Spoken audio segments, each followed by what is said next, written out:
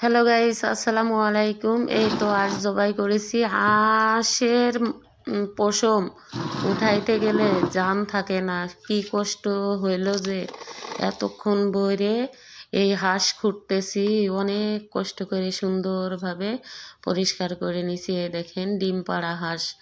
তো এখানে কাটবো, তো কাইটে দেখবো যে পেটের ভিতরে রাত্রেও ডিম পাড়ছে। তো দেখবো যে ডিম হয়েছে, পেটে আবার আছে নাকি।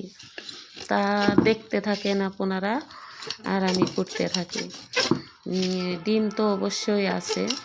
তো এই টাইসের উপরে বসে বসে বটি দিয়ে কাটতেছি, তো বটি পিছলাইয়ে সরে যাইতেছে। তো এই যে হাঁস এখানে যে কাটতেছি, তো দেখেন। তো এর ভিতরে ডিম তো অবশ্যই আছে। এই যে ডিমগুলো দেখেন, এই দেখেন।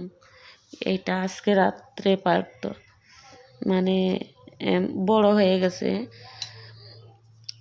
এই দেখেন ডিমের অনেক ডিমওয়ালা হাঁসগুলো খাইতে অনেক স্বাদ আর প্রচুর তেল হয়েছে। মানে হাঁসের মাংস চর্বি, অতিরিক্ত চর্বি হয়েছে। তো এই যে বড় বড় করেই সুন্দরভাবে সাইজ করে নিতেছি, এভাবে কুইটে কাইটে। তো এখানে রাত্রে রান্না করব, এখানে কুটিয়ে রাখবো। তো এই যে সুন্দর করে কোটা হয়ে গেছে, কুটতেইছি। এই দেখেন এই রানটা আস্তই রেখে দেব।